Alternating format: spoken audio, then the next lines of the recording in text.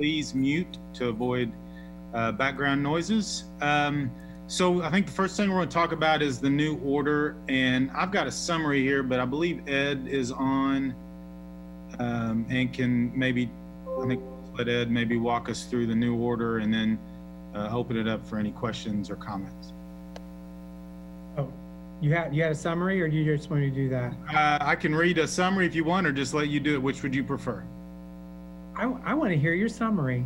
Okay, well, it's Dennis's, but that's so I'll give credit where credit's due. So it's effective July 29th, and it does not have an end date. So it's the first one that doesn't have an end date. The order does provide for mass gatherings greater than 50, less than 2,000, but only through a permit process, and permits have to be submitted 14 days before the requested event. A committee will review the permit applications. Large venues of more than 2,000 persons, both indoor and outdoor, will still remain closed. Also with the order, all restaurants and bars are limited to seating areas only, meaning no standing at the bar, dancing on dance floors, or hanging out on patios without a seat. The new order targets restaurants and bars as they are the areas of high risk and documented sources of some virus spread in the community already. No eating food at counters or bars, and no waiting for seats at countertops or inside the establishment. Bars and restaurants are still required to stop service by midnight, and customers must clear the premises by 12:30 a.m. Restaurants and bars must still screen employees before each shift and keep logs. No new orders in Pot or Geary County. And all right, so Ed, any additional comments you have on that? Well, people have started sending in the permit requests. I think we have at least 20, and they've all been reviewed and approved. There's a lot of stuff going on with fraternities and sororities for what's called a bid day. And so they've all provided their plans for that. A lot of questions from wedding planners, so we're trying to gather those questions together to be able to come up with a better guidance, kind of like we did with the business guidance. We're gonna basically create another document to be able to give to them ahead of time so they can plan. And other than that, that's as far as, because that's kind of going through the hotline also, so that's mostly what I know. And if anybody else has got any questions, feel free. I can try. Okay, we'll open it up, and I might just ask the first one because this has been one that's asked of me several times. Maybe describe the event situation. So I've heard a few different descriptions about 50 total or 50 unless it can be social distance. What exactly would require you to get a permit? Just if you have 50 anywhere in the venue, what's the exact trigger for the permit application? Basically, a mass gathering is defined as 50 people that can't keep social distancing. Okay. So my phone's ringing, sorry. So bottom line is, based on the permitting questions, you can have more than 50 people, but they can't be socially distanced as a big group. They would need to be kind of clumped like we did with the restaurant tables back in phase 2 in groups of 50. And this requires basically having somebody monitoring that, whether it's from a venue or from the party itself. That's part of the questioning. So you can have more than 50 people. You just need to make sure that those folks are separated in those different groups. And if you, let's say you have 70 and you can keep everybody social distance, that's not really going to be an issue, but because it's more than 50, they'll still need to do the permit. Okay, so even if you can keep social distance, you would still need to go through the permitting process. If it's not part of a normal business, if it's a normal business like a restaurant, they would just really need to follow the social distancing rules in the order. Gotcha. Okay. All right, so we will open it up to questions or comments at this point.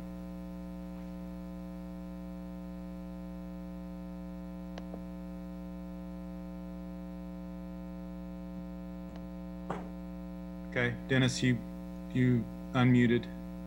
Yes. Just to let you know that I did do public comments this morning at the Riley County Commission, and expressed our concern from Aggieville that that's an overreach. The new health order, there's some things in there that really don't work, and we are asking the Riley County Health Department, Health Board, to review that and possibly amend it or rescind that order. Okay.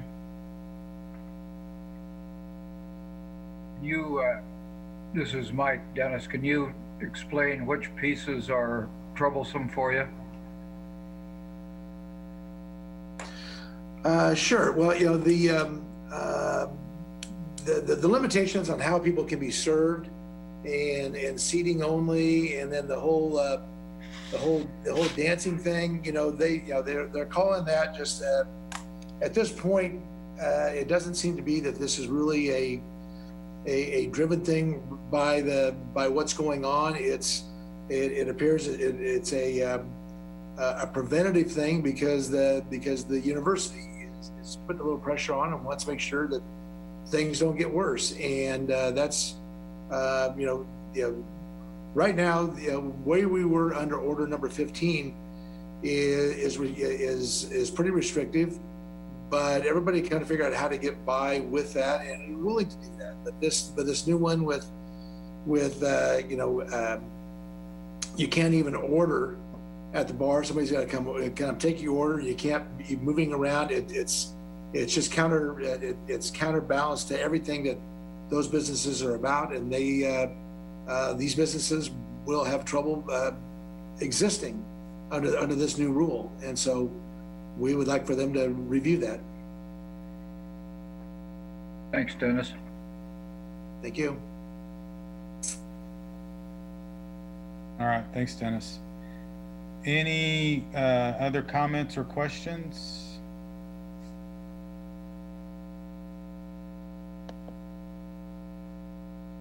All right, well, I don't see any hands up or see anybody unmuting. So we will go to the next topic. And Ed briefly mentioned this in his comments, but at our last meeting, we talked about what resources business and organizations need to know on how to address if somebody gets COVID or is exposed to COVID. And Ed had shared some information and I think has some documents now that are available to businesses and organizations. And so we've asked Ed to kind of go over those for us today.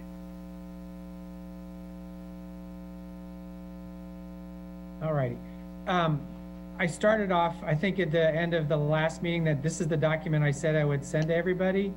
And basically it's helpful for business owners because when they hear that they've got either a sick person in the store or they have a contact as an employee in the store, these are the releasing guidelines for getting out of isolation and quarantine. So it's a little bit easier to understand than going to the ordinance, the disease investigation guidelines, whatever else. Now, this is also going to be used in together with the case contact investigator. So your employee is going to know or should know what's going on with when their end dates are and all of that other stuff and why. I created another document that I put on our webpage that goes along with Order 16. It's the interim guidance for businesses with dealing with COVID, and basically it includes this is one I mentioned last time also, but this was before I created the document that actually connects to Order 16. I think, Dennis, I gave you the links in the email that I sent this morning. It's on the county's webpage, and it basically takes the CDC page, puts it in a document, and then adds some graphics at the end that might be helpful to some business owners. The document itself is what the order refers to when it talks about businesses and other locations will be doing these things. This is how you should, operate. So I created basically a infographic for what a case is, close contact of a close contact, and then the community. and then how an employer would be able to deal with a case itself or with contacts from cases.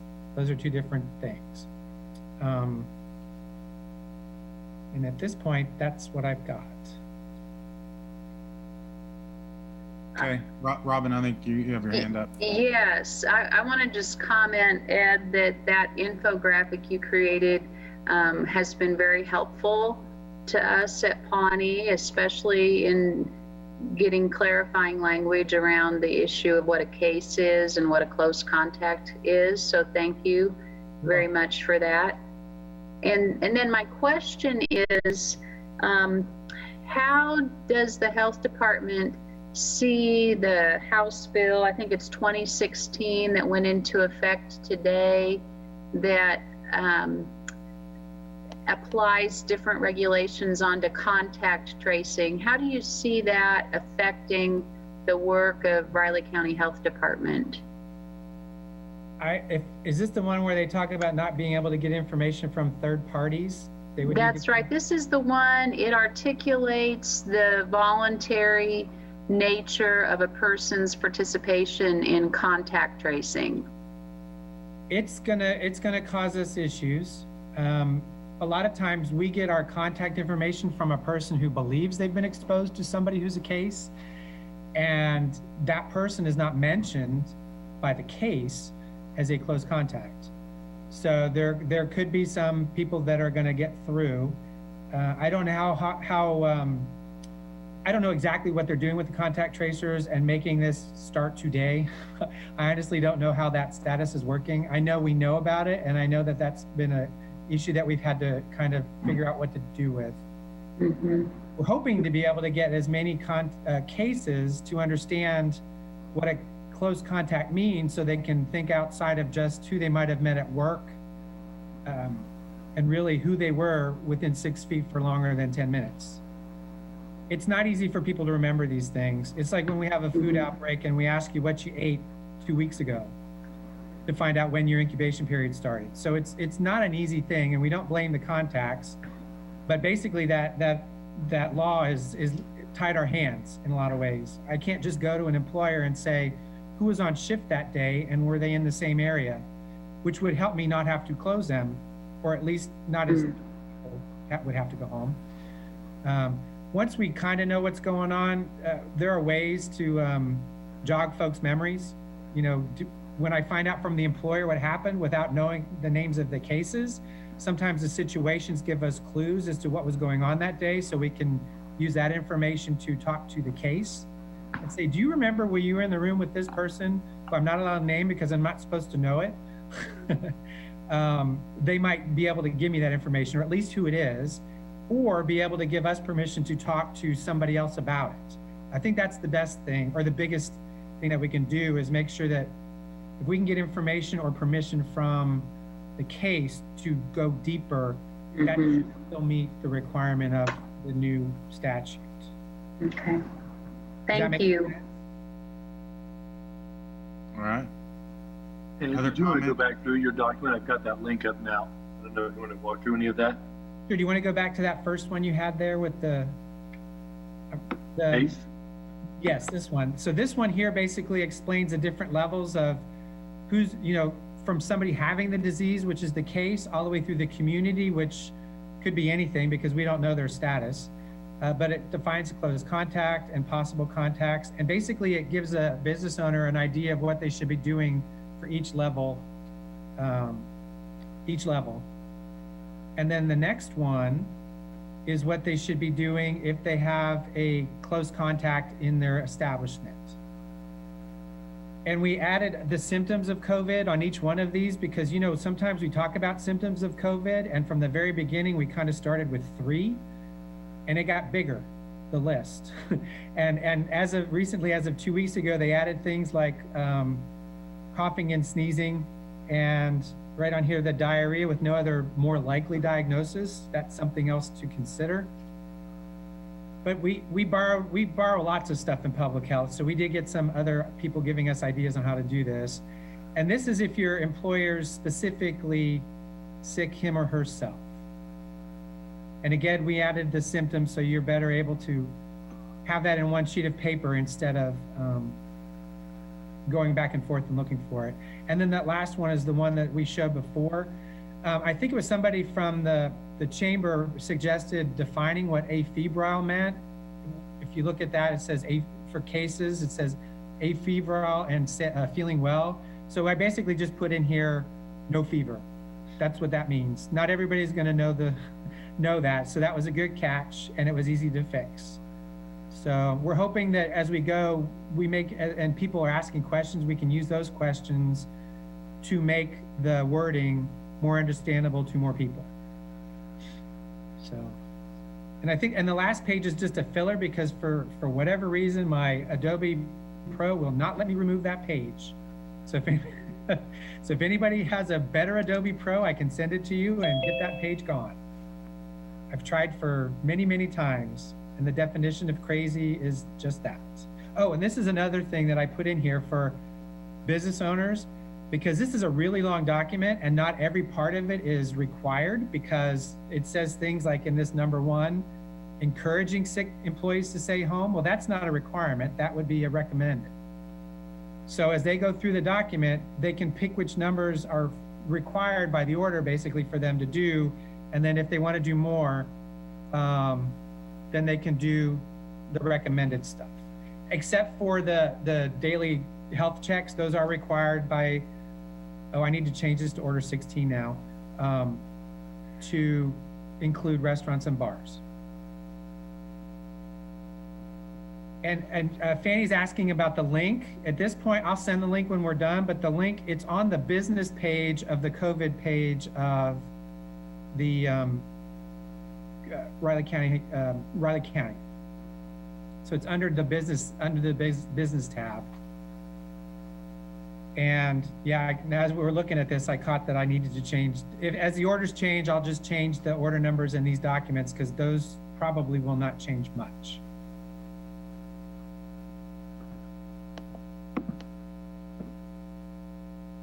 Okay. Lieutenant Colonel Kelly asked if these were sent out. Did these get sent out? So that link was not sent out. That will go out later on tonight or tomorrow. Okay, perfect.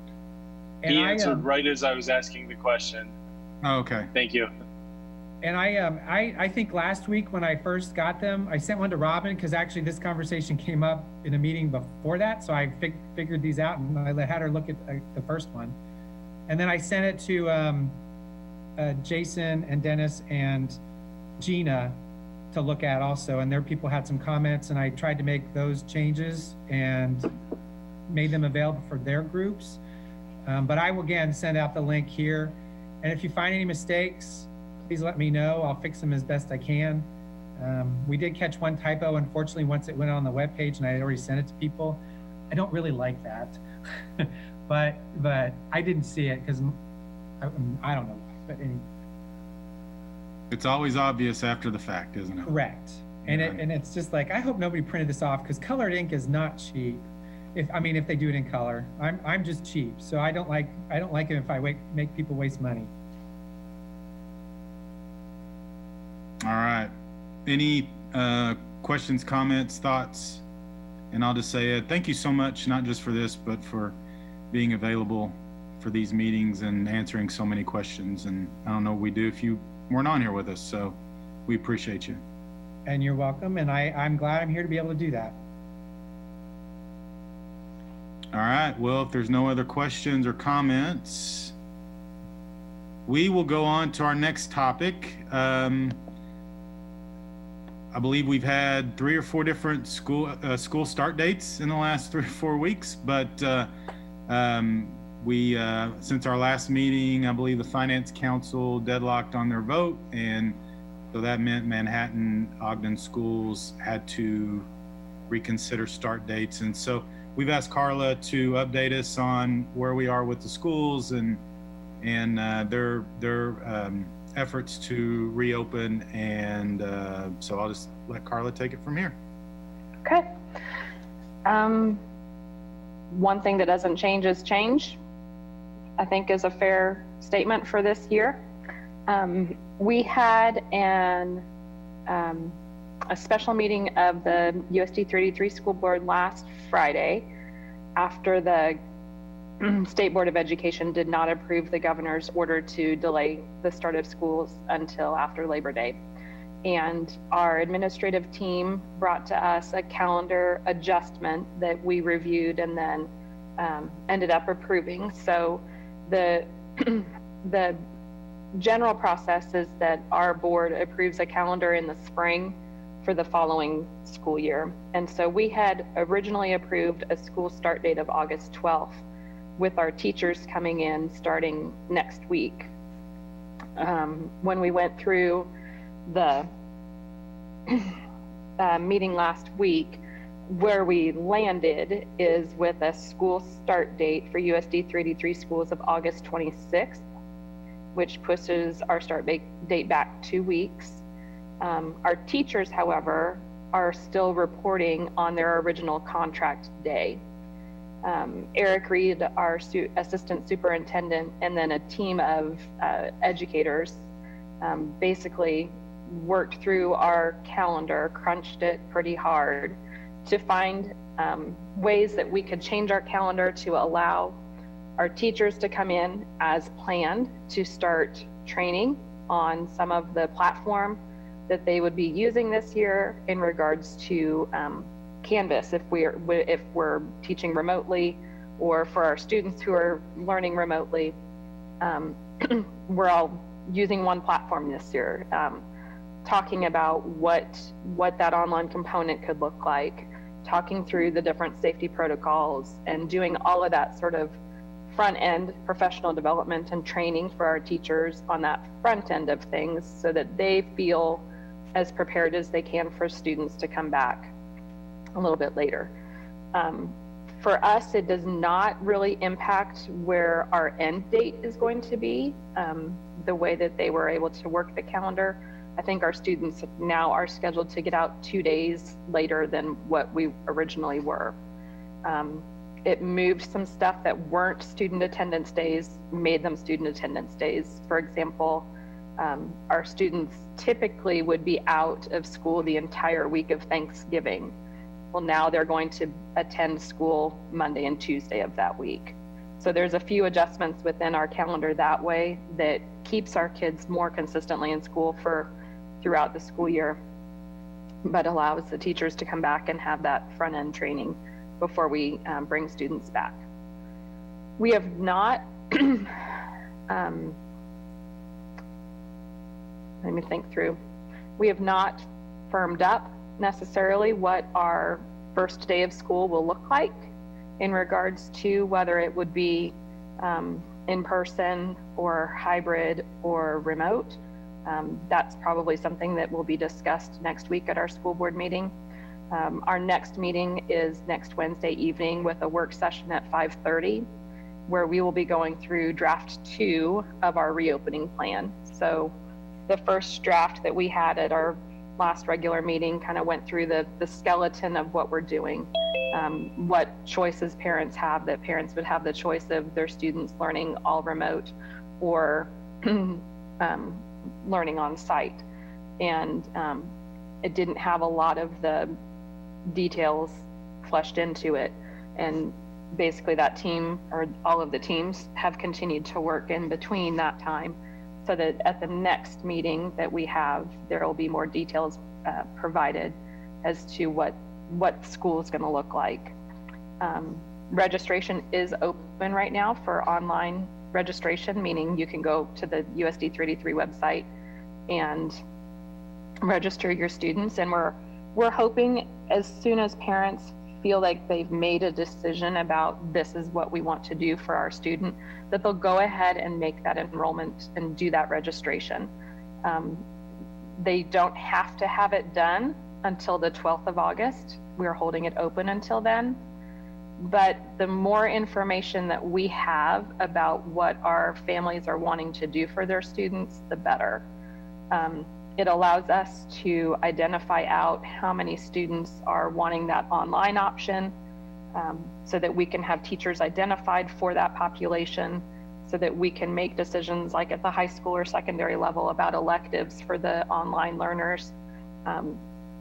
and also so that we kind of have a head count of who wants to be in our buildings, so that we can then figure out the logistics of the different safety protocols that are necessary. You know, if depending on how many students want to be in the building, that's going to have some impact on whether or not we can have everybody in the building all the time, or if we need to be in a hybrid model at least at some point.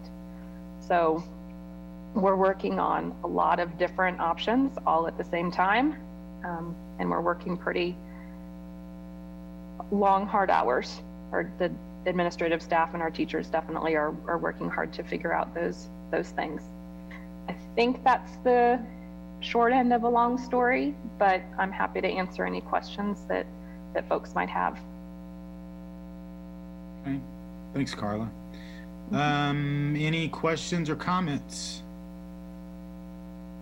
Carla, I've got a couple of quick ones. This is Mike. I think I saw in the paper that the initial selection for online only was about 20% of our students. Is that still holding pretty well? I haven't talked with Eric about it in particular since Tuesday, but yes, it was holding pretty steady in 80-20 split. And we have had more than 50% of our families complete the process at this point. So I think that we will at least be in that ballpark. The other one has to do kind of with the numbers of teachers that we have, and I know there's been a lot of discussion just on the news yesterday. Was the NEA was talking about some teachers in some areas not feeling comfortable going back to school, and I didn't know if we had any feedback on that locally. If you've been on Facebook or talked to a teacher that's important to you, you've probably heard some of it. I think there's a lot of uncertainty for folks and teachers, especially right now, understandably, because all of the information isn't there that they feel like they need in order to make good decisions for themselves. And I get that, and we're working as hard as we can to get the information to make the decisions that we can then put forward to them so that they can make those decisions for themselves. And there's a lot of circular decisions. There's a lot of stuff that you need this piece before you can get that piece. And it's just something that we're working through. But yeah, understandably, I definitely understand teachers having their concerns. Appreciate all your hard work on that. I mean, it just gets more complicated every day. It does. And a lot of those decisions are impacted by decisions made above us, but the local is who are the foot soldiers to make it happen. Yeah. So I will say that, again, maybe the messages to get out to folks are, first of all, if you are a parent and you are ready to make that decision, to please go ahead and do it, so that we can have as much information as possible. For our business owners and employers in our community, I very much want to encourage them to talk with their employees that have school-age kids about what the fall looks like. I know a lot of parents are also having a lot of anxiety over not just the health and safety of their kids, but also the security of their jobs and how they are going to manage. If at some point we have to go into a hybrid model where kids are not physically in school every day, parents are having a lot of anxiety over what that looks like. And so if you are a supervisor of an employee with school-age kids, maybe in your mind you've kind of gotten it worked out how you would help them with that or how you would manage that. But those employees, I think, would really benefit from you having a conversation with them. And they might not be ready or feel comfortable broaching it with you from an employee to an employer standpoint. But if you as an employer can start thinking that through creatively, or however it is, how you might be able to work with your employees in order to help ease some of that anxiety, I think that would be something that would be very helpful for the parents of school-age kids. And then maybe the last thing that I would say is that we do have folks that are coming to us, or maybe asking in the broad sense what they can do to help. And we're not ashamed to ask for help whenever we can, and to find ways that we can capitalize on that community involvement that we have. And one thing that has come to a head, or is coming forward as an issue, is if we've got kids in the school buildings and we need to keep them in smaller groups, that changes the model for how we do before school supervision, maybe lunchtime supervision if our students are no longer going to be able to be in the cafeteria, if they're eating lunch in their classrooms. Well, our teachers kind of need some time away from their classroom or time for a break, but we don't have enough people to do the supervision of that time period. So some folks have kind of put forth the idea of, well, you know, could we use volunteers for that?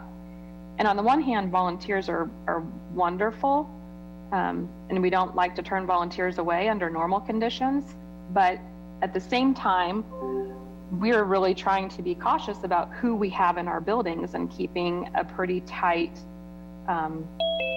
group of people that are consistent, which makes using volunteers a little bit more complicated.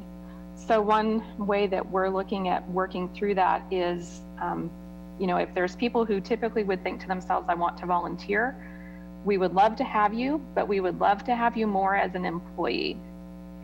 And so we are going to be looking for folks that are looking, you know, not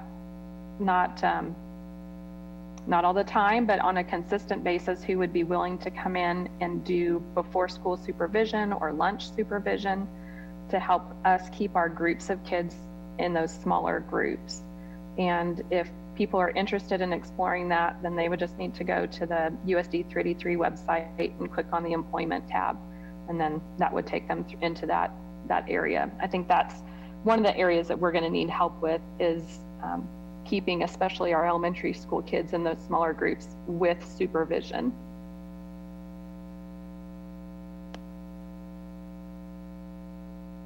Carla, I have a question for you. For those who are online, is there a way, and I don't know if this has already been discussed, but is there, are they going to receive breakfast or lunch from USD 383?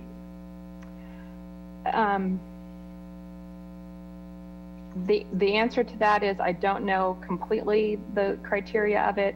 I think that it would be still our students that qualify for free or reduced lunch. Like right now over the summer, if you are under the age of 18 and you come by the school on the pickup days, you can pick up lunch. There's no income criteria. I believe that in the fall, the federal guidelines restrict us to only being able to provide pickup meals for our students who are on free or reduced lunch. So yes and no. It will look different, but we do know that food insecurity is certainly still an issue for our students and families, and we want to be able to reach out and meet that need for them as well, even if they're not in our building. Good question. Thanks, Carla. All right, Lieutenant Colonel Kelly. Hey, Carla, I was just going to offer from Fort Riley.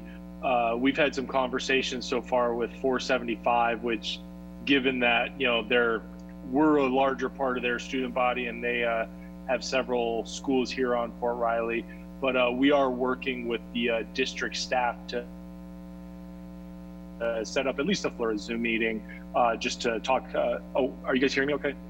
Yeah, you froze up for a second. I was waiting at the edge of my seat. Okay, yeah.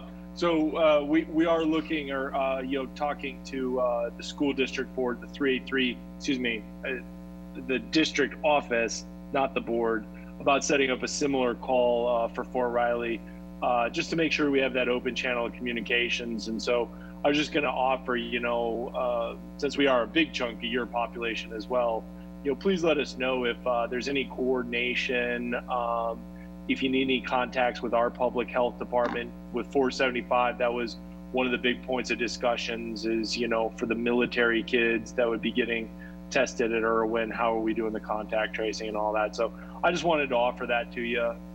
And of course, if you guys have any questions, the school board, reach out to myself or Steve Elstrom, Sandy Johnson. And we really Sandy's appreciate great. what you're doing, because I really got to acknowledge on the Fort Riley side, everything you're saying about the parental anxiety, we are seeing that with our population as well. That's a real thing. So please let us know how we can help. Great, thank you. And sorry for freezing up. It was just briefly, so it was fine. Yep.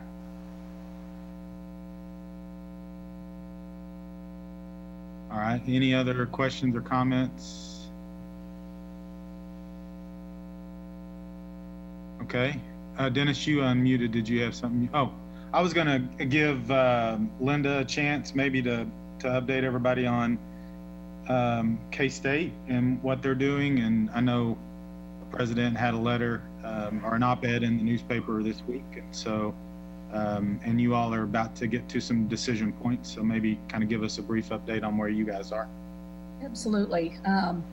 Just as Carla mentioned, we're working around the clock on, and have been for probably, the past 3 months on our plans and our schedules for the fall semester. And it very much is a circular decision. Just as you think you've got a decision made, another guidance comes down or direction comes down either from the state or from CDC or even from the Kansas Board of Regents system.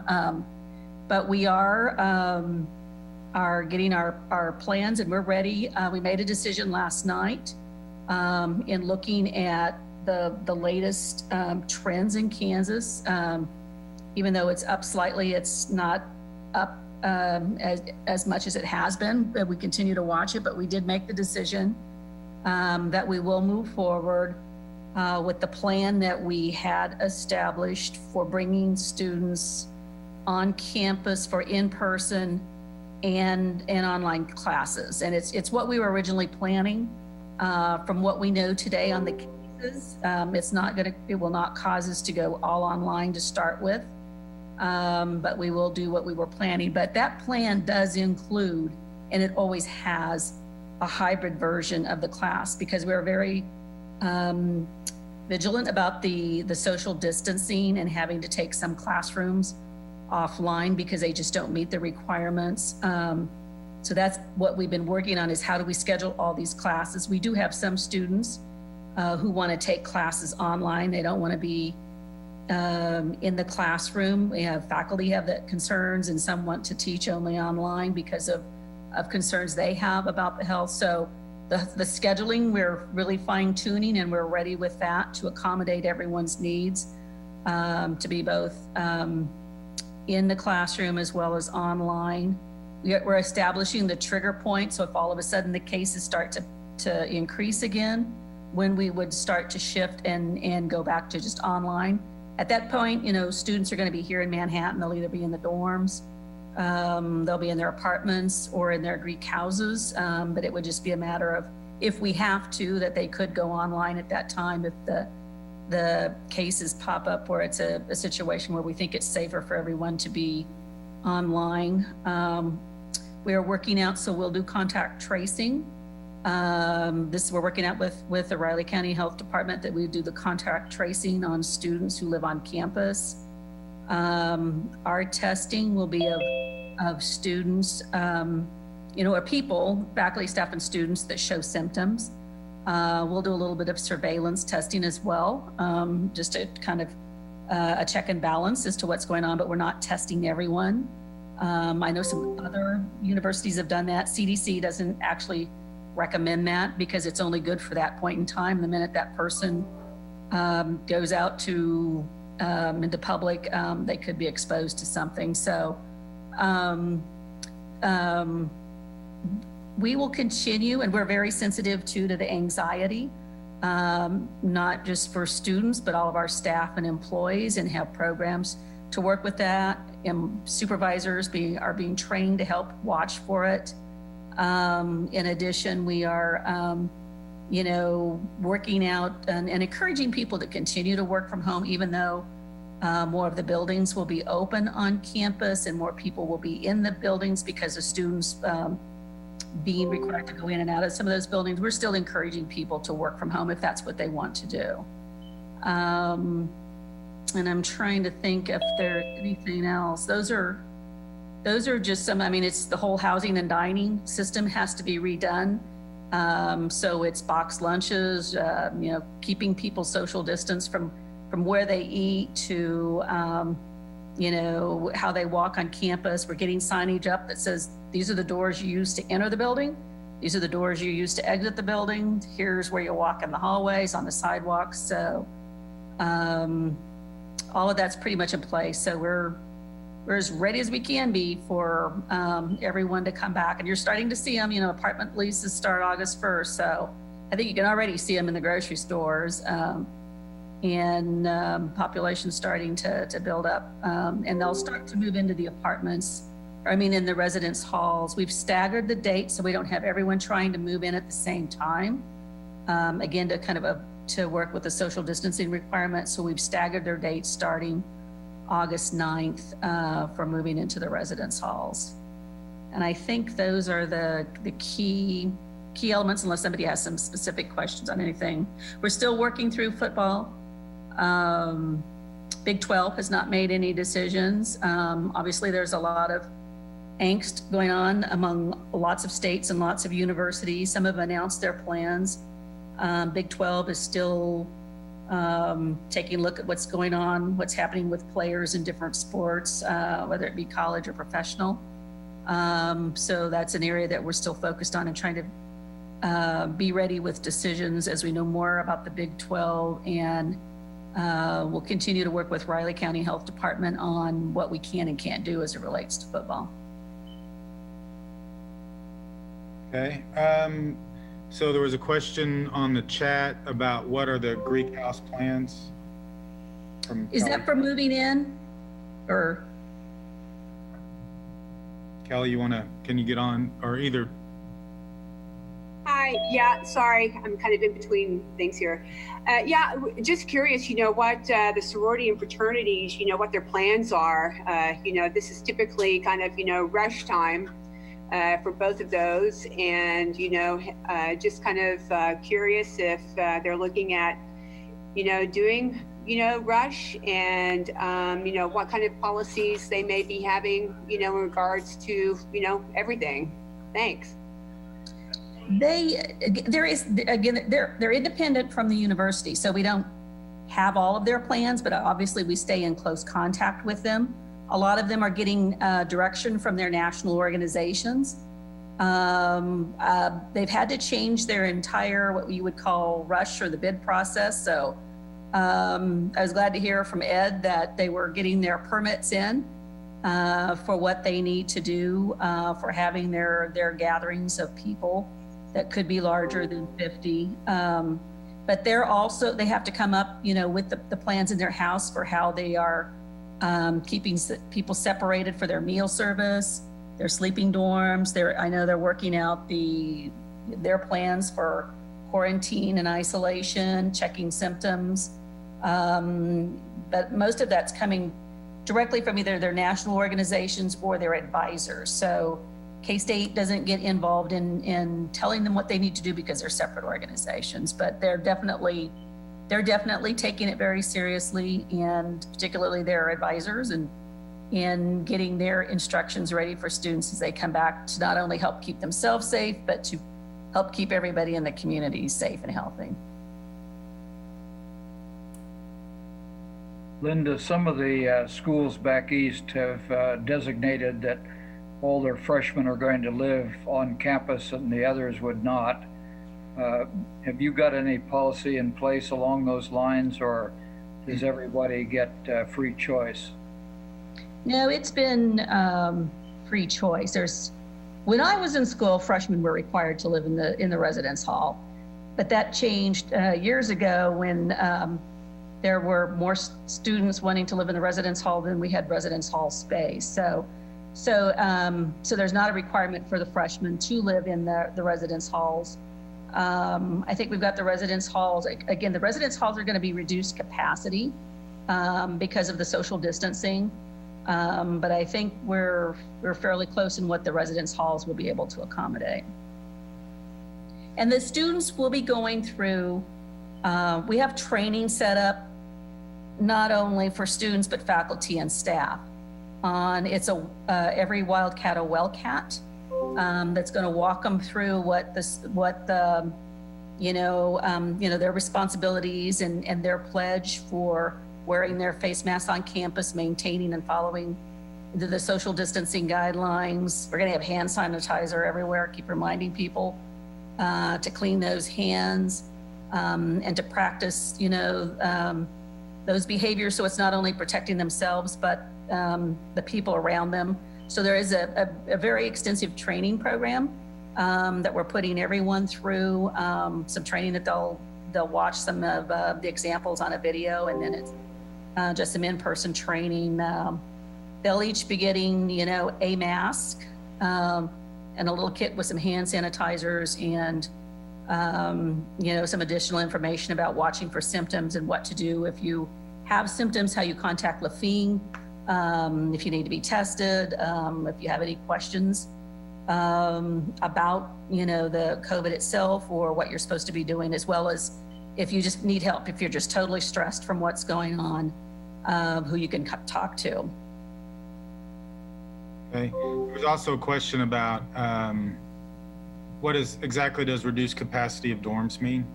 Is it like 50% or what's the? We took one dorm residence hall completely offline, to, probably just an average, and this isn't going to be the right number. I think normally we could have had about 4,200, 4,500 in a dorm, and we're probably more like 3,200. Okay. So less than 25%. And if people could have a roommate in the dorm, as long as they both consented to it, they knew each other and felt comfortable in being roommates. Otherwise, the dorms are single person to a room. Okay. Thank you, Linda. That was my question. That answered that. All right. All right. Any other comments or questions? I did read that the Big 12 would be deciding their schedule Monday evening, and some of the other conferences have already canceled non-conference games, and the SEC may be leaning that way, which means the Vanderbilt game would be off. But yeah, so it's always fun. I know it, and it never stays the same. So it changes every day. Hey, Jason, I think too that we need to kind of embrace what President Myers put in the paper. We're all here in the same environment, and we've got to make sure that when the students come downtown that, they're in an environment that doesn't take something untoward back into their more closely or more dense environment that they have to live in. So we all got to get on board with that message. All right. Thank you, Mike, for those comments. So last week or 2 weeks ago, we talked about MHK Safe and Open. That has officially been launched. And so I think today, right, Dennis? So yes. Dennis is going to walk us through that. So, yeah, we had talked last 4 weeks, I think, first with the subcommittee. But again, a special thanks to Vivian Uccello with the city PIO officer and Teresa Mueller in our Parks and Recreation Communications office. They put this together based upon, as I said, some of our earlier conversation as a task force about what can we do in the community to help people know they all have a role to be safe and see what we can do as a community to stop the spread. And so really the MHK Safe and Open, and you'll also see we have Flint Hills region Safe and Open as well. So we've got, working with Christy Rodriguez, thank you, Christy, that we have landing pages for both regional and specific to Manhattan. But really this represents what we're saying is a promise. The businesses, organizations, and individuals can make to show their commitment to fighting the spread of COVID in Manhattan and the Flint Hills region. Also, we want this to be used as a guide for residents and visitors for businesses that are following best practices. So when people see the Safe and Open logo, and I'll pull that up here in a second, that they know those businesses and organizations have made a commitment to help protect the Manhattan community and the region. So it's really just more of a marketing kind of public information campaign, but there is a specific pledge. And so here I'll pull up on the website that people are asked to make a pledge. And so there's some different ones for businesses and organizations, and that pledge for businesses and organizations go beyond just maintaining social distancing, following the mask order, but also if there are some industry-specific guidelines, they are asked to commit to following their industry-specific guidelines. Then individuals, stay home if you're sick, maintain the distancing, cover your nose, and then so you can click on there and take the pledge. And we already have 8 organizations or businesses signed up, and thanks to Lisa Sisley in New Boston for being one of our first ones. But you can see here, I'm going through the website, we have broken down the list of businesses by categories. So you can go on there and see who has already taken the pledge, and so you can look under different categories. So the Loving Arms Child Care and Preschool has already taken the pledge. It's just one of the many organizations we hope to start us off here. So when you do that, though, when someone goes on and takes a pledge, whether business or individual, they will also get some marketing materials. Let me see if I can pull up.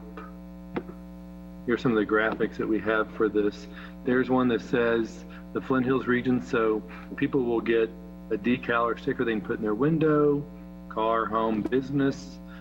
That's the Flint Hills one. We have the exact similar one for Manhattan, MHK right there, same logo. So that way people can start promoting that they are a place that is practicing good business practices, or organizations that have taken the necessary steps to really stop the spread in Manhattan. So again, we talked earlier on as task force. Dennis? What is something yeah. Real quick, my slide isn't changing. Is everyone else's? So when you're showing the logos, I'm seeing Safe and Open Businesses, that page. Oh, you're still on the web page? I am. Well, thank you for letting me know that. Yeah, sure. Let me come back to my screen share and see if it'll pick it up here. Is that one showing now? Is there a button on there, or our pledge your safety? Yes, we can see it now. Okay. Yeah, thank you. Thank you for letting me know if it doesn't show. So anyhow, that will be like the button. That'll be one of the decals and one of the marketing materials people will get. There'll also be some other posters in there, some different things. We may have some little fun trinkets and stuff in there. But really it goes back to the task force's overall interest in making sure there's some confidence in where they're going, how they're interacting in the community, and this is the vehicle we think that we can really drive that to give people some comfort. Let me show you. Also, one of the things I talked about, the mask ordinance, is trying to find a common display that businesses can put in their windows about the mask ordinance, or saying that they're wearing masks. And so I'm trying to pull that up on my, here we are. Is that showing up on people's screens? It says public advisory.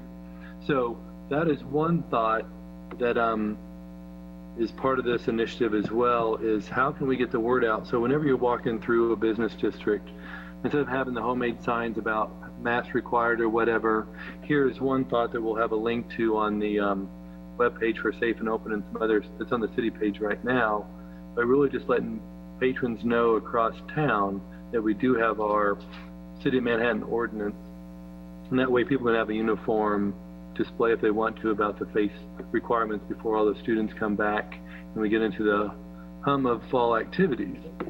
But back to the website for Safe and Open. This has launched today, so we're doing a media campaign thanks to the Chamber of Commerce. They are our partner with us in this as well. And so when we have people take the pledge, we'll get the notice on the back end list them on the website, and then when we have the marketing materials in process right now, so people can recognize that they've taken the pledge, that we'll ask those businesses or individuals or organizations to go to the Manhattan Chamber for Manhattan folks to get the materials there.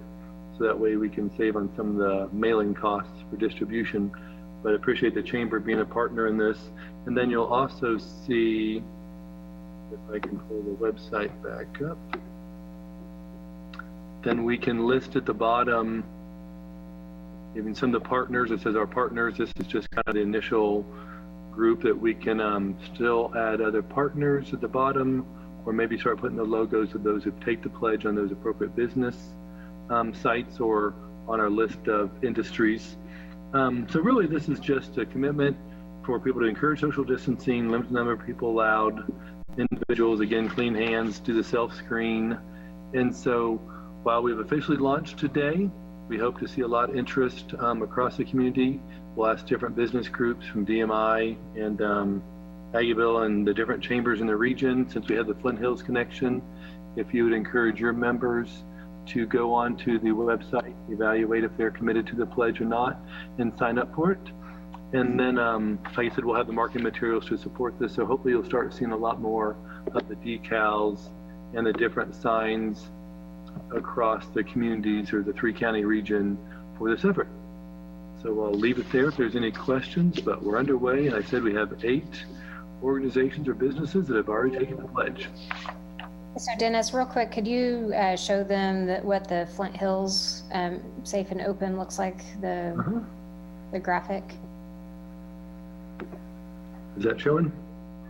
No, we're still on the okay. website. Okay, let me restart my screen here. How about now? Yes. Okay, yeah.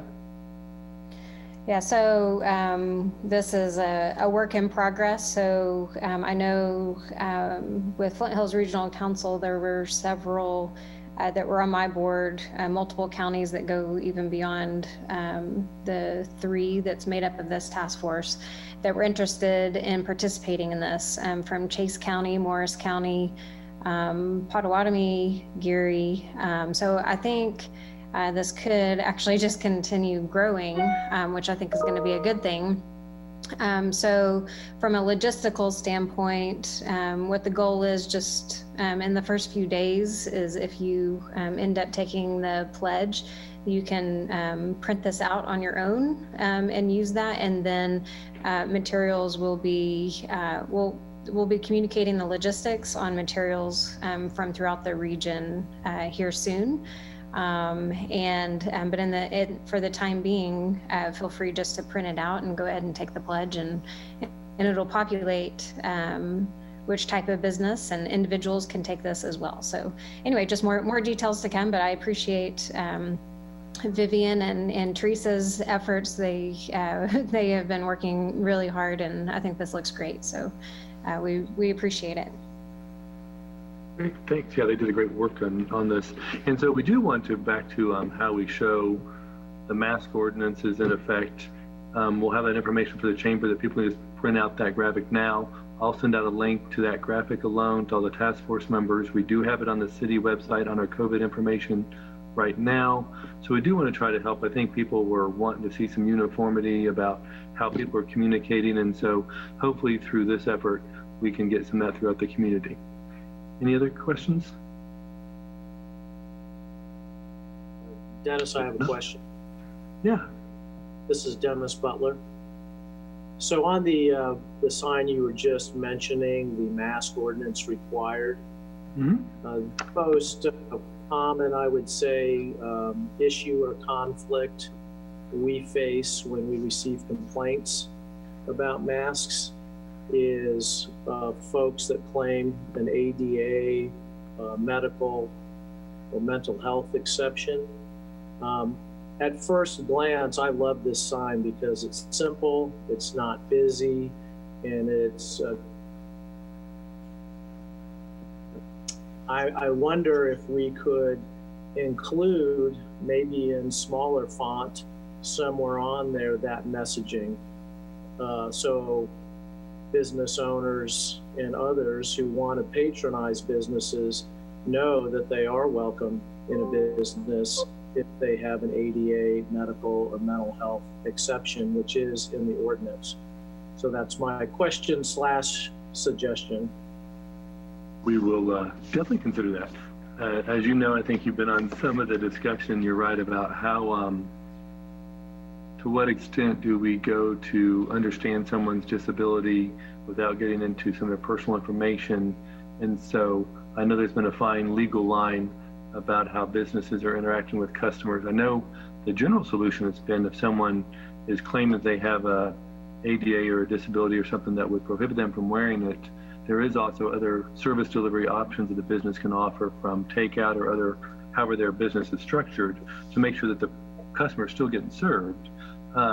So I'll work with some folks and see if we can find the appropriate language to maybe add that that additional information. So thanks, Dennis.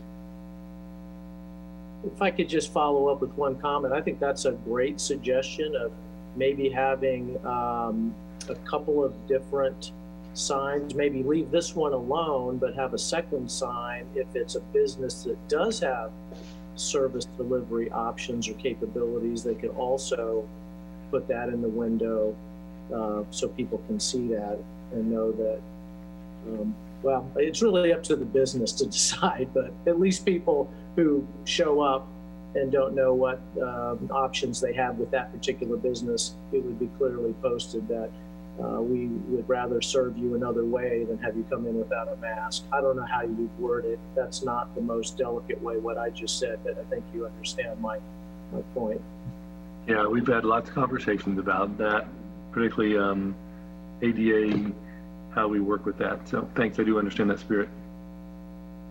And this is Robin, and I'd like to just say I certainly support that. And I think that when it comes to educating the public, we just can't say some things enough times. And I see our responsibility to educate being constant and ongoing. And I think that some of the suggestions that Director Butler made can go a long way to helping us not be the community that shames people. And we've all seen enough on social media to know that it's a real problem that we have in our country right now. And so I like the ideas of adding some additional language that is meant to be instructive and educational because it serves that ongoing purpose. So thank you. Yeah, so again, we'll try to we want to make this marketing or this communication effort readily available to everyone. So we'll work with the different chambers, like I said, through our city website, through the MHK Safe and Open website. So, and through this task force, we'll distribute these materials to the task force as well. Yes, this is Julie Govert-Walter, and I just want to echo what has just been said.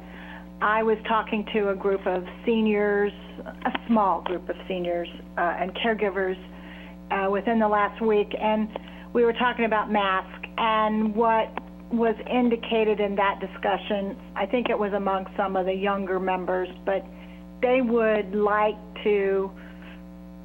more information, or they basically would like to see quote unquote evidence that masks make a difference.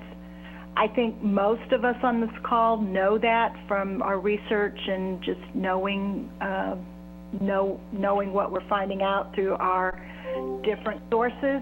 But anything we can do to provide more specific examples or maybe more information on how wearing masks do make a difference in taming the coronavirus spread. That's just my thought and suggestion. Thank you for everything you're doing.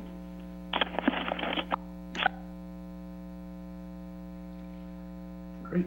We'll see what we can help disseminate. Anything else on this topic?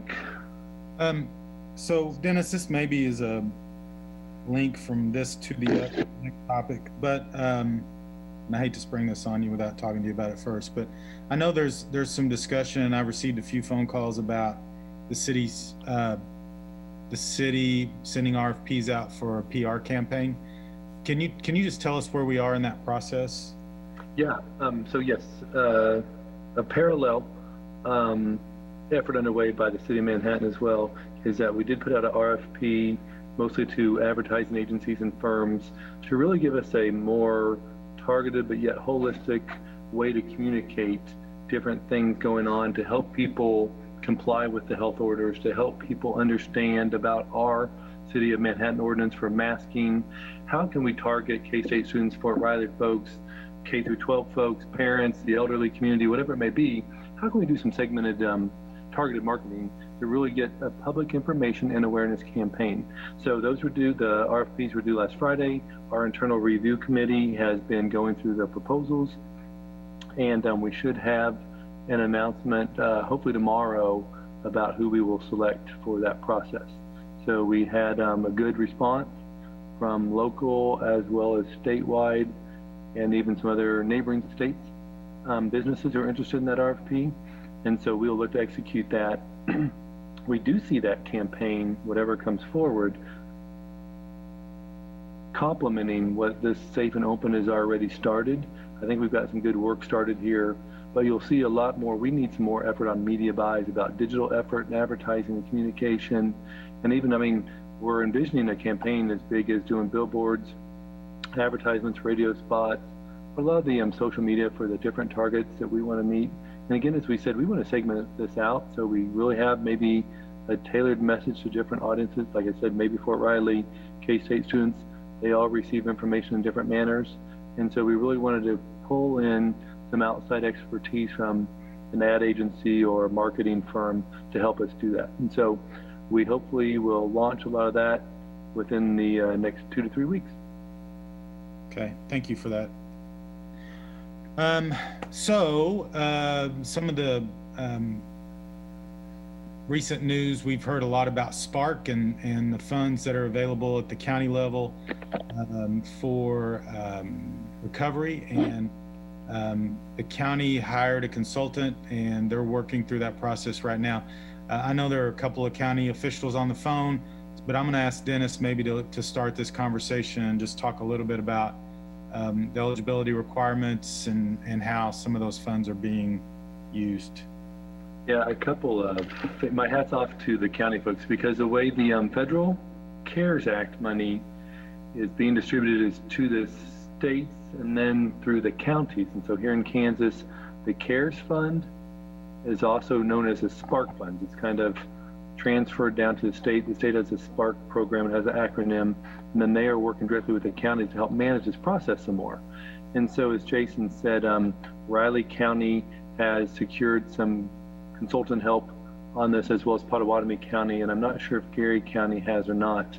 But they are really, you'd think it would be a nice problem. It is a nice problem to have, to distribute federal funds, but to maintain accountability and tracking of distribution in a quick manner is a big task. And so when you're talking, the state has approximately $1.6 billion that they're trying to disperse, and working with the counties to really distribute about 500 million of that, there's a lot of work to go on in a short amount of time.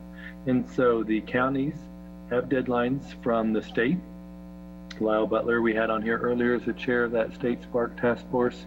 And so the counties have asked the first round, there are going to be 3 rounds of funding, but the first round is for local governments or taxing entities, such as city, county, schools, but some other communities have pulled in some other groups like the hospitals, but trying to understand what are exact expenses that cities and other entities have had since March 1st through June 30th. So the intention is to reimburse cities for expenses, but not for lost revenue, such as sales tax revenue, but just reimburse for expenses.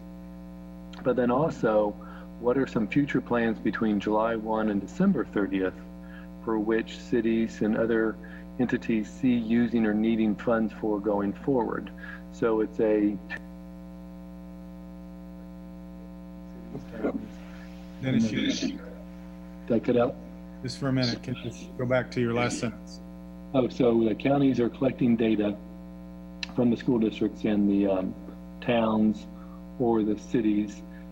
Different communities or counties have taken sometimes some different approaches. They've had initial groups come together with representatives from different parts of the community to kind of figure out how they'll do funding. Potawatomi County and did it on an allocation basis per population, because that's how the money's generally been allocated.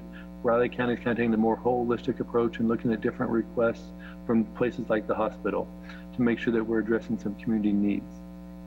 So the process right now is that the counties have to have the reimbursement and future spending plans, basically for local governments, into the state by August 15th. So a lot of the cities are documenting their receipts and their expenditures. They're also tabulating staff overtime hours that are dedicated to COVID. And then the counties will submit that on October 15th. Then the state will have to review those and approve those going forward as well. But we're basically now on a rolling review by the state of county programs, August, September, October, November. And so all funds need to be expended or encumbered by the end of December. So this will be a quick turnaround. What we learned yesterday is there are a couple different pots of money.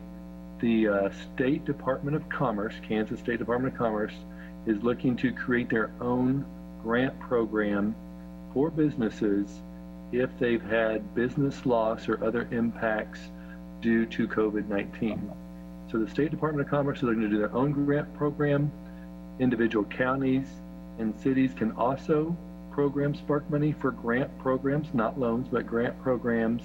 And also now there's been a lot of clarity that nonprofits can also seek funding grant applications for business loss or income loss or other impacts due to COVID, if they've had expenses for personal protection, cleaning, whatever it may be. So the Department of Commerce, I know, said they hope to have some information out within the next 5 to 10 days. They initially envision their program will be first come, first served. So there will be some quick turnarounds on this too as well. So that's where we're at for the local. Then the rounds 2 and round 3 from the state funding will have more targeted spending for schools, hospitals, businesses as well. So there's still some things to be developed that the state is currently working on right now. And with that, I'll stop. And I know Commissioner John Ford's on and some others who may want to speak to this with more of their approach. And so I'll take a pause. And if Commissioner Ford or anyone else wants to speak, I'll let you go ahead. Well, this is Shiloh Hager. I'm the treasurer, and I'm on the Budget and Planning Committee that's been working closely with the consultant. And I'll just kind of add to what Dennis said and just kind of give you, we got all of the assessments from the various entities. Last Friday was the deadline. And of those assessments, just for the actual entities, the schools, the county, the city, and the universities, those requests were just over $16 million of the $14.9 million that we have to spend. So we met with the consultant yesterday, and they're actually going through the various assessments, looking at some of the expenses that were turned in to see if there are other funding sources such as FEMA that can be used for some of those expenses that may free up some of those dollars, because just looking at those numbers right there, that doesn't leave any money set aside for any of those other programs. And so we're diligently going through. We've reached out to the various entities as well, just to take a double check at those to make sure there's no duplication of expenses that they may have already received funding for, such as the schools have already gotten some funding. And so we just wanted to verify that there wasn't any duplication there as well. So there's be some funds freed up for us to be able to spread out even further. We're also looking at, these round 2 and round 3 fundings to see if some of the things that aren't going to be met with this round one that we received hopefully will be met by those funding sources as well. And we are very much on task to have our spending plan to the state by that August 15th deadline. So I think that's where we are as far as the committee goes. So I'd be happy to answer any questions if anybody has any.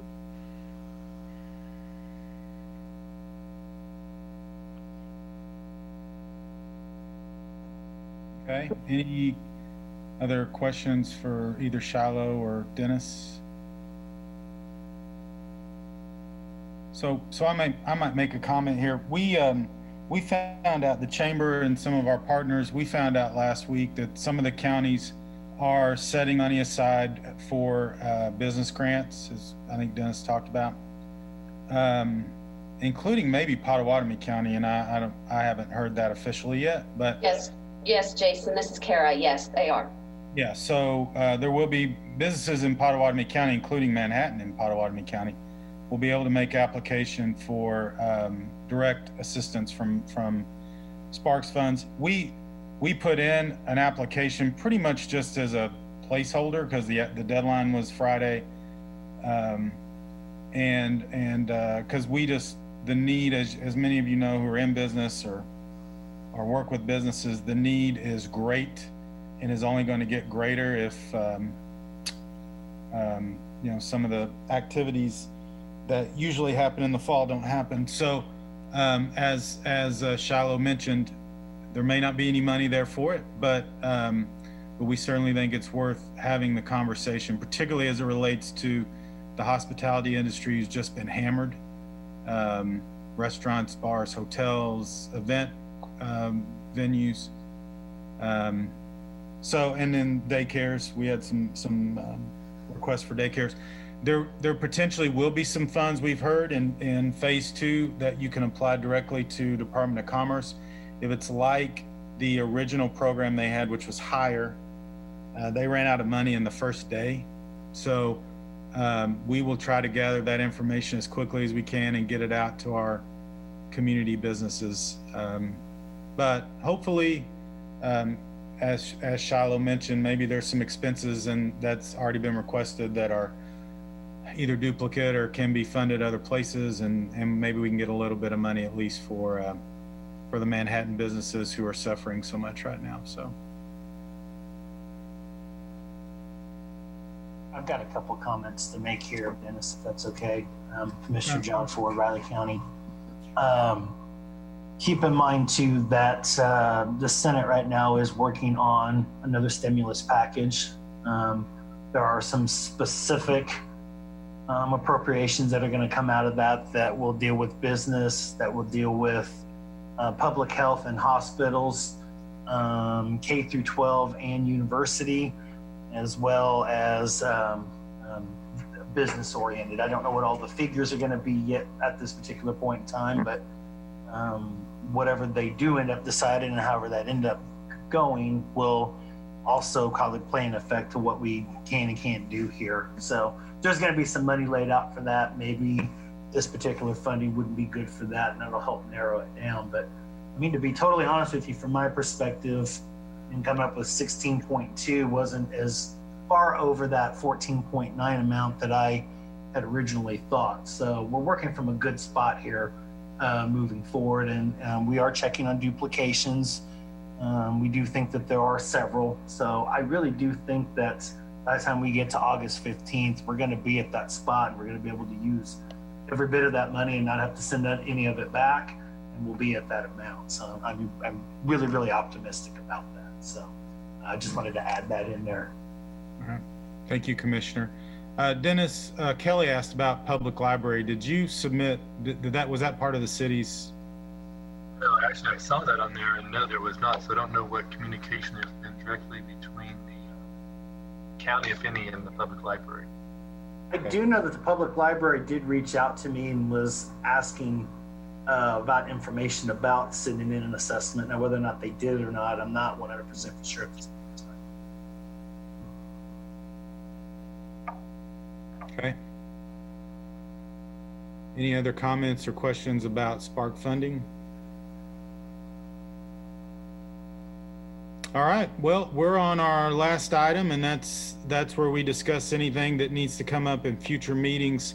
I specifically asked for an update because I've been asked by several people, and we did reach out to our friends at Fort Riley. As most of you know, a few weeks ago when Aggieville was identified as a hotspot, Fort Riley prohibited personnel from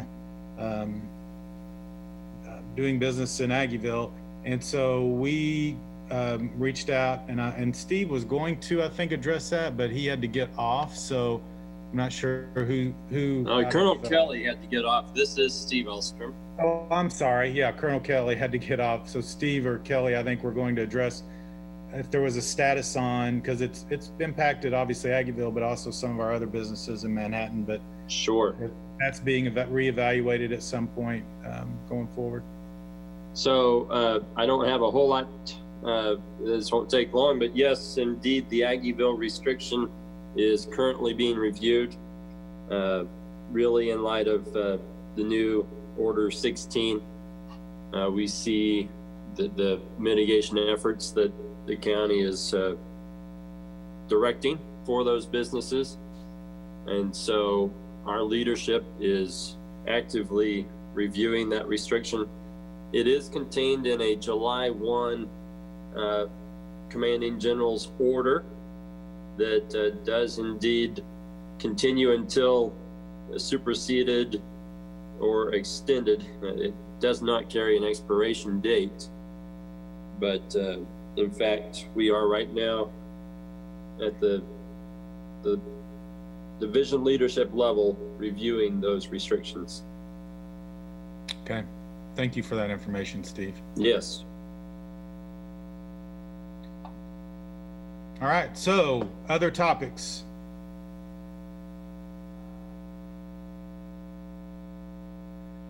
Hi, it's Kelly Lau.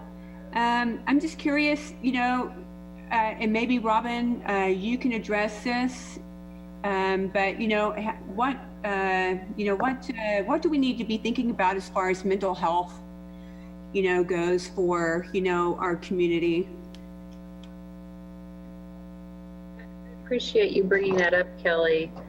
It's been interesting because in the same way that if you remember, it's been a while ago now, Via Christi actually took out ads in the newspaper reminding the public that the hospital emergency room was still open and that people should not be reluctant to seek out emergency care if they needed it.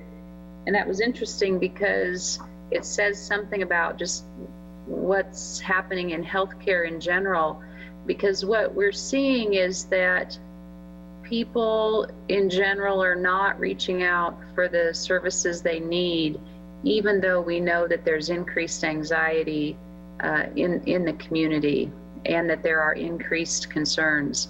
And that's not happening just in Manhattan, but we're seeing that in other parts of Kansas. We're seeing that in other states as well. But conversely, what we're also seeing is that the Crisis Stabilization Center here in Manhattan has been filled to capacity, and that the individuals we're serving seem to be more acute than they've been in the past. And so the issues that they're dealing with are even more difficult. And so I think that there does need to be some kind of a communication about just the importance of reaching out for help if you need it. And certainly part of that includes whether it is, talking to friends, talking to people in your natural support environment first. And that's always where we start, is that people should start with those who they're already in relationships with, who are trusted advisors, trusted friends, whether it's peer relationships, whether it's even reaching out to their primary care physicians or clergy or whoever it is. And then if those resources are inadequate to address the issue that they're struggling with, then to reach out or to seek professional support, whether that is through a therapist or a medication provider, such as an advanced practice registered nurse or a psychiatrist. So I think that there is some educational initiative that needs to happen, but then there's also the issue of, for those who have lost their employment and who may have lost their insurance, I think some people are having to make decisions about how they allocate their scarce financial resources. And allocation of those scarce financial resources can be a barrier to also reaching out for services. And so there's that issue as well that needs to be addressed. So getting beyond the stigma, and I think part of getting beyond the stigma would be to educate and communicate about that, and then getting beyond any financial limitations or hurdles that may exist for people. Those are two of the immediate concerns that I see.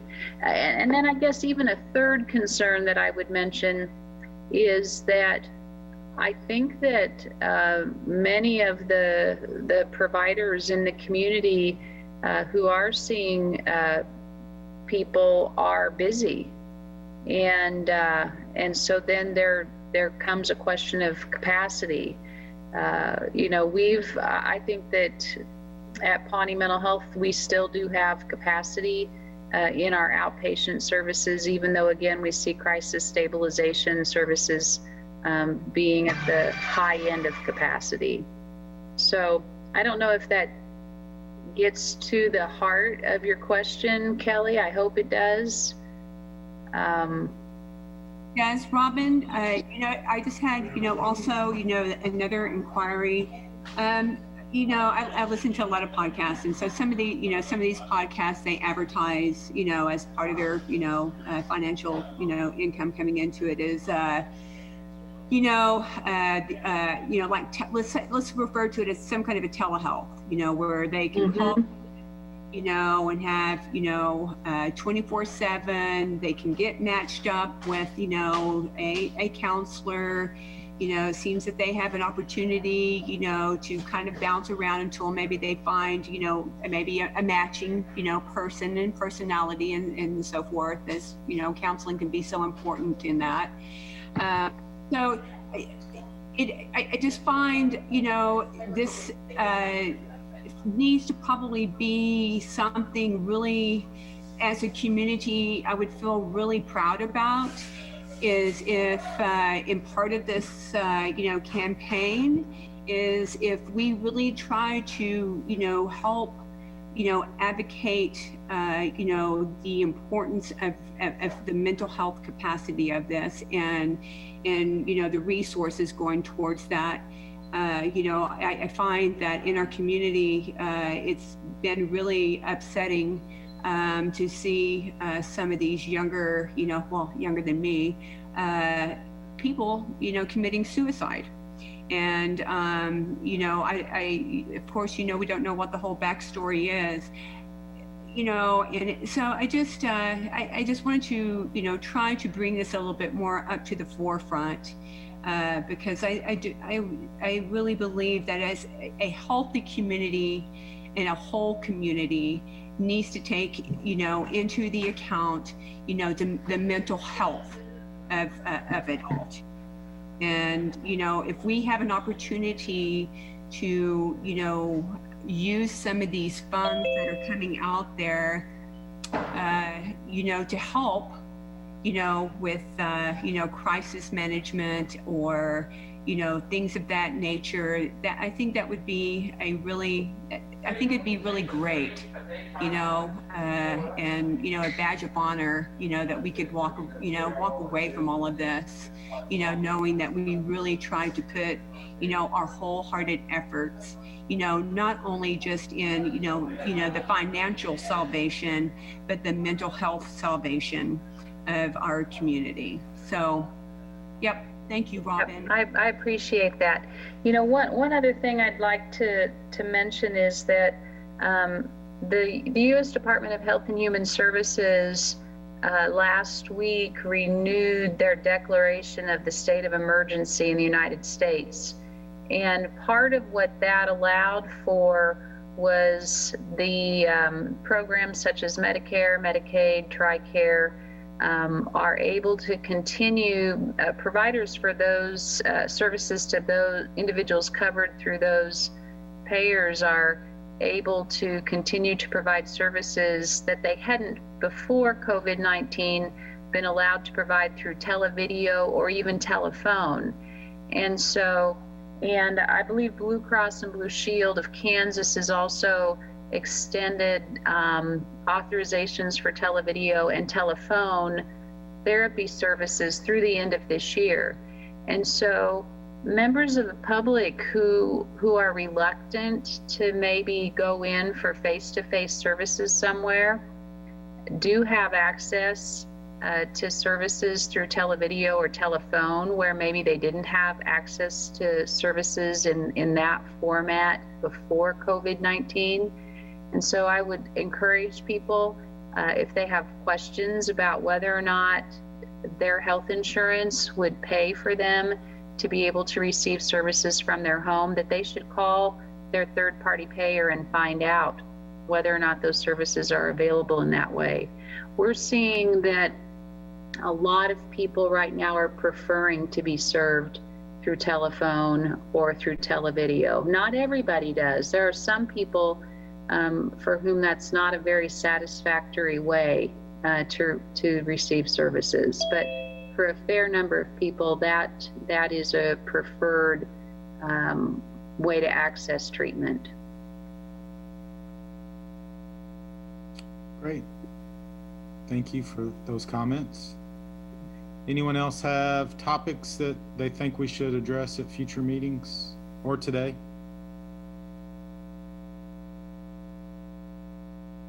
Well, without hearing additional comments, we'll give everybody back a few extra minutes today.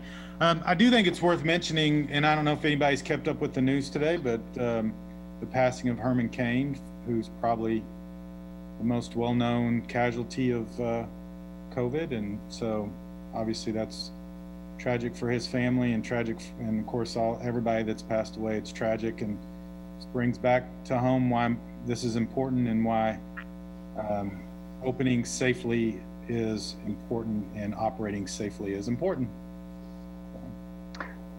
Hey, Jason. Yes. I do have one thing that maybe could be relevant or would be a timely topic in when we meet 2 weeks from now. That being not a solution, but a conversation topic of childcare. If we as a community do end up in a hybrid model of school delivery at some point, whether it's when we open or at some point because of necessity, there are going to definitely be parents of school-aged children in our community who are going to feel that crunch of affordability of childcare, of access to childcare, and so forth. And so that clearly is going to be an issue for us economically too, for employers with their employees. So that might be a relevant topic for us to have a conversation around. I think that's a great idea.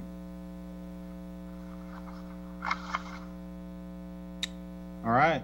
Well, Jason, you have our next meeting date listed? 2 weeks. So that would be Thursday, August 13th at 2 p.m. And I do have a list of things for follow-up that some of Ed's latest link. I know Linda cooked every Wildcat a well Wildcat. We'll send out some information. There's a PowerPoint on that. And some of the graphics we'll send out. So there's a couple of different links. And not to end on a sad note, but as you were saying, Jason, Riley County just reported our 5th death, unfortunately, in the community today due to COVID. So our work definitely needs to continue in earnest. Okay. It's all important. It's very important. We'll see everyone in 2 weeks. Thank you all for being here today. Thanks, bye. Thanks, everyone. Thanks. Stay well.